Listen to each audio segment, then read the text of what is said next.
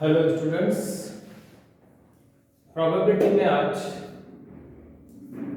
देखते हैं हम नया चैप्टर नॉर्मल डिस्ट्रीब्यूशन।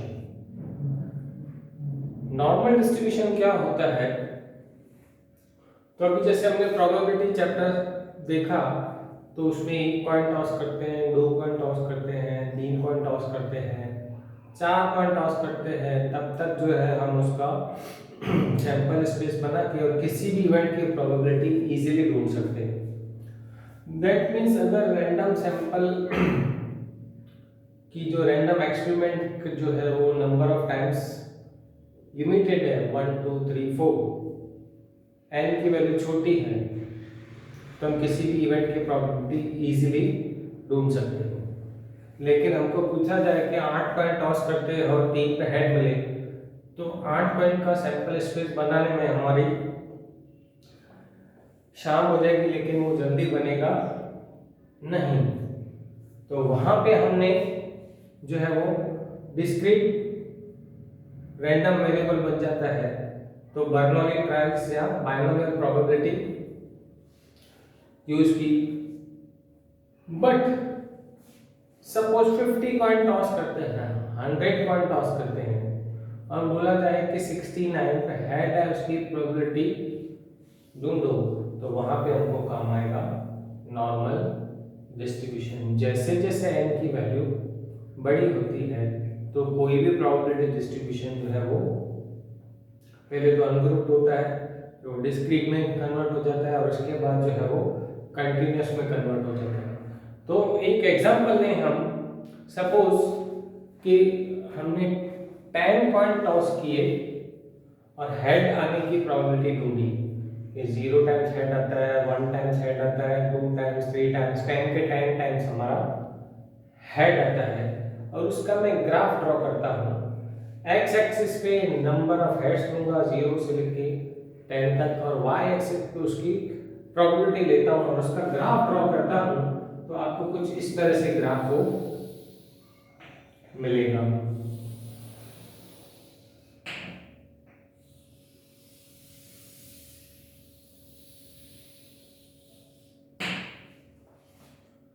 एग्जैक्टली आपको जो है वो बेल शेप ग्राफ मिलेगा।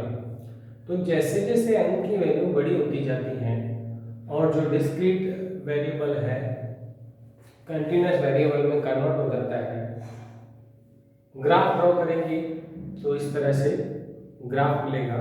उसका मीन मीडियन मोड फाइंड करेंगे तो बिल्कुल मिडिल में होगा।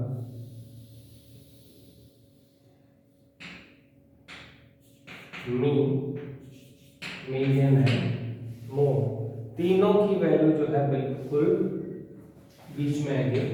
That means mean is equal to median is equal to mode. Quarters देखेंगे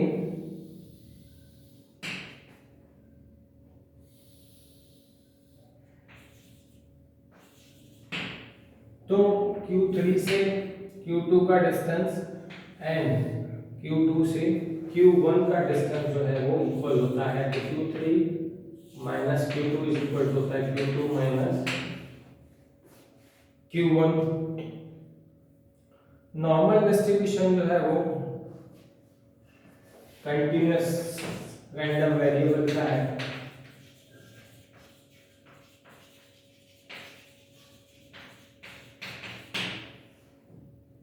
ग्राफ जो है बेल शेप्ड है।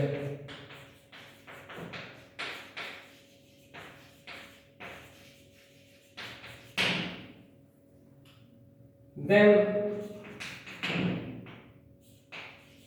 Mu means mean and sigma standard deviation जो है इसके पैरामीटर्स जो है माने जाते हैं। फिर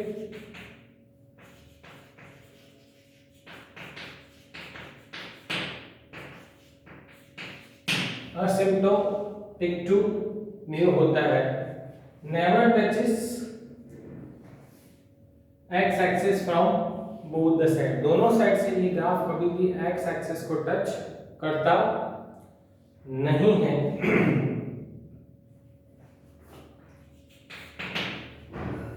स्क्यूनेस इसकी जो है वो 0 होती है, क्योंकि मीन मीडियन मोड की वैल्यू जो है वो तीनों इक्वल होती है। तो स्क्यूनेस की फॉर्मूला यही है x बार माइनस z, तो दोनों की वैल्यू सेम है, तो सपोज 5 वैल्यू 5 में से 5 है तो 0 वैल्यू हो जाती है। फिर उसके बाद इसका एक दो कैरेक्टरिस्टिक्स और है, तो वो है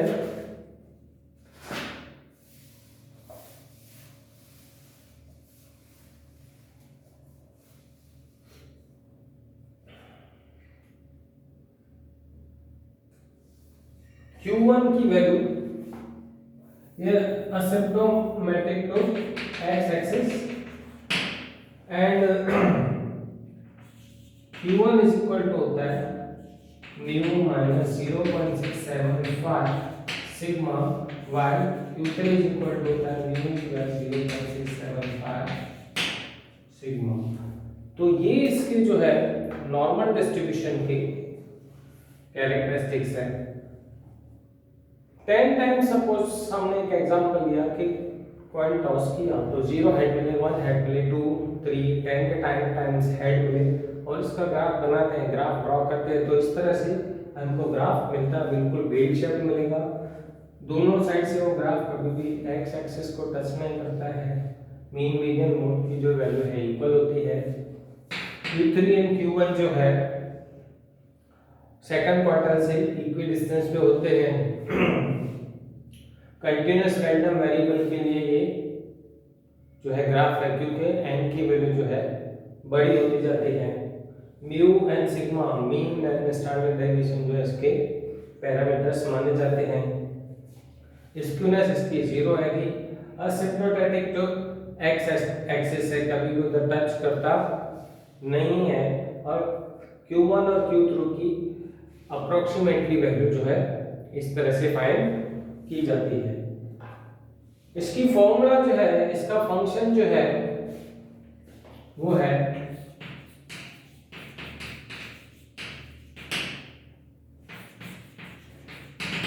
fx इज इक्वल टू, जिसमें हमको वैल्यू जो है वो ढूंढनी होती है, क्योंकि इसको बाद में z में भी कन्वर्ट करना पड़ेगा हमको।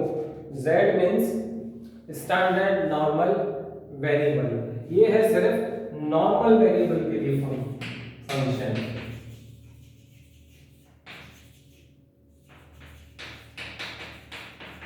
नॉर्मल वेरिएबल x के लिए ये फंक्शन है, तो ये है 1 by sigma under root 2 pi minus 1/2 x minus mu और सिग्मा उसकी square. x means normal variable, ये है स्टैंडर्ड डेविएशन,